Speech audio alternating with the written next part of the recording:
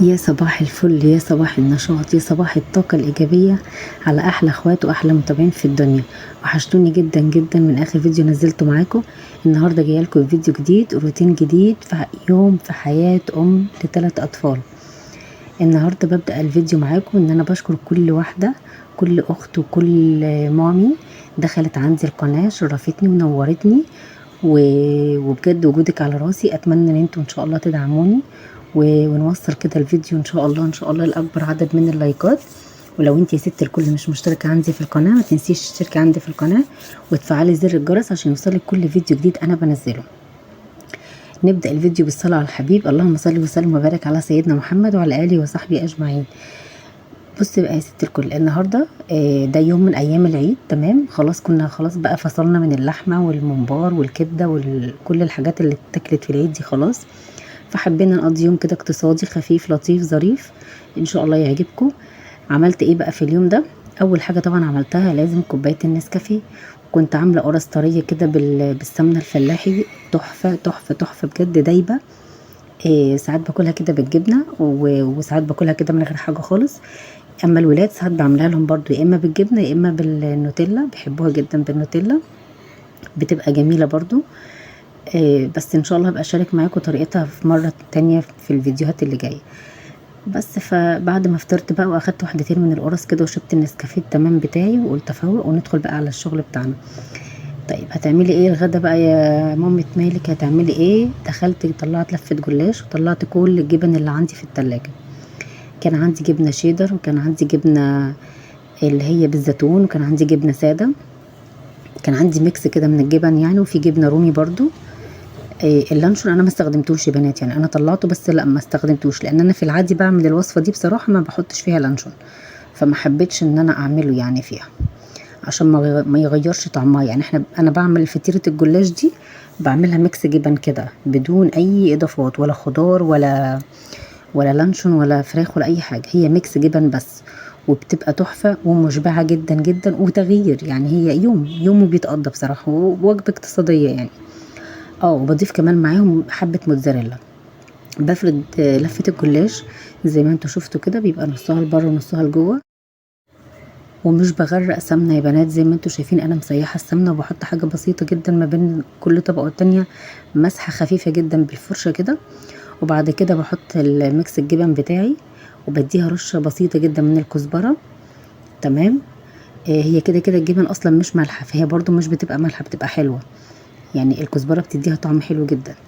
وبقفل بعد كده على الفطيره بتاعتي، بلم كل الطبقات على بعضها. على فكره يتهيأ لكم ان الجلاش متطبق كده معايا ومش مظبوط، بس في الاخر كل ده مش بيبان بعد ما بتستوي، بتبقى طالعه مورقه وتحفه والله العظيم. وكمان انا مش بحط لها، يعني قبل ما بدخلها الفرن انا مش بحط لها بيض ولا اي حاجه، هي كوبايه لبن وشكرا بس على كده. هي كوبايه لبن مع رشه فلفل اسود وخلاص، مش بحط بيض خالص في الجلاش، عشان بحس ان انا لما بحط بيض مهما عملت بصراحه بتفضل ريحه البيض موجوده يعني. بس بعد كده بقطعها مثلثات زي البيتزا بالظبط، وبديها رشه بعد ما بحط اللبن على الجلاش ده قبل ما بدخله الفرن بديها رشه من السمسم، فبتبقى طالعه والله العظيم يا بنات تحفه تحفه تحفه، مورقه وطريه وحلوه جدا. بس قلت بما اني بقى كده كده هشغل فرن البوتاجاز، فايه نستغل الموضوع بقى ونعمل صينيه كنافه. كان عندنا طبعا كنافه من رمضان، حطيناها في الفريزر، طلعت كده ده كيلو يا بنات، اخدت اكتر من نصه على فكره، لان انا عملت صينيه كبيره فاخدت اكتر من نصه، تقريبا اخدت كيلو الا ربع تقريبا، مش عارفه بس هو اكتر من النص يعني الكيلو. آه طبعا هي كانت لسه تحسوها لسه مجمده شويه، فضلت افرفت فيها كده شويه، وبعد كده نزلت عليها بالسمنه ومعلقتين من سكر البودره، وقلبت كلها في بعض كده، وبعدين نزلت بيها في الصينيه تكون مدهونه بالسمنه برضو كويس جدا.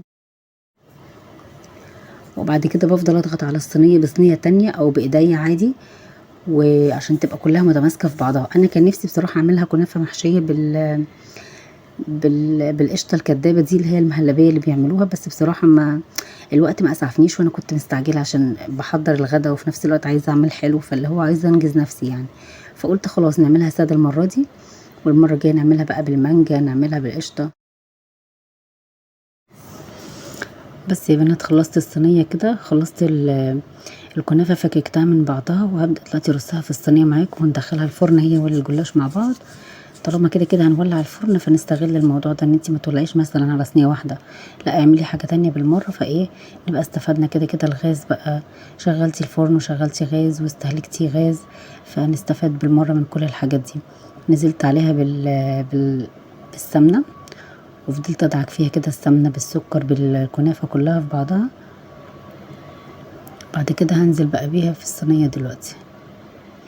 لو انت وصلت معايا لحد هنا ما تنسيش تشتركي في القناه وتفعلي زر الجرس على الكل عشان يوصلك مني كل فيديو جديد انا بنزله. ما تنسيش تسيبي لي كومنت امر منك عشان يشجعني ان انا اصور وانزل فيديوهات اكتر واكتر. هنا بوريكم ان انا كنت بدهنها سمنه تخينه مش سايحه، دهنت الصينيه دهنه كويسه، وبعد كده نزلت بالكنافه. بس بعد ما نزلت بالكنافه كده هفضل بقى اضغطها كويس جدا عشان تبقى متماسكه في بعضها.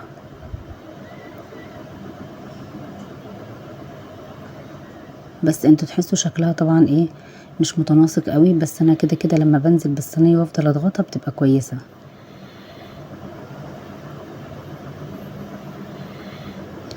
اهو بصوا عملت كده. بس انا عايزه اقول لكم بصوا هي طلعت حلوه، بس كانت هتبقى احلى لو الكنافه دي كانت محشيه بصراحه، كانت هتبقى احلى كتير يعني. بس ده شكلها بعد ما طلعت. طبعا سقيتها شربات كان بارد وهي كانت سخنه عشان ما تبقاش معجنه. وده صينيه الجلاش بالجبن، ميكس الجبن. بصوا تحفه والله العظيم، في حته تانية بجد. اللي ما جربش طريقه الجلاش بالجبن دي فايته كتير. بس يا ست الكل، واتغدينا وحلينا ودخلنا بقى ايه نعمل حبه فشار عشان نشهيص العيال. حطيت بقى الحله كده عندي فيها معلقتين زيت او 3، ونزلت بحبه فشار وسبتهم ايه كده مع نفسهم بقى. ايام عيد بقى لازم نشهيصهم.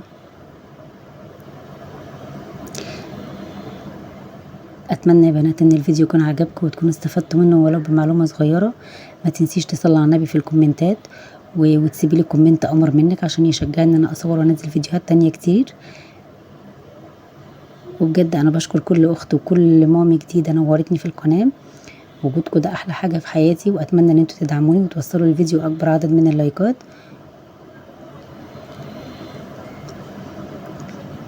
بص بقى انا حطيت فشار كتير جدا فعشان كده طرقع كله، طير الغطا بتاع الحله. بس انا بعمل فشار يا بنات برشله ملح وبعد كده برشله طعم الجبنه، بجيبه من عند العطار بيبقى حلو قوي، بيبقى الفشار كأني جايباه من بره بالظبط. طعم الجبنه بيبقى لونه اورنج كده مش لونه ابيض، عشان لونه ابيض ده ما بيبقاش حلو، بحس ان هو مضروب. انما اللي لونه اورنج ده بيبقى طعم الجبنه فيه قوي جدا وظاهر. بس يا امارات لحد هنا الفيديو بتاعي خلص. اتمنى ان الفيديو يكون عجبكم. ما تنسيش تصلي على النبي في الكومنتات. هتوحشوني جدا. باي باي.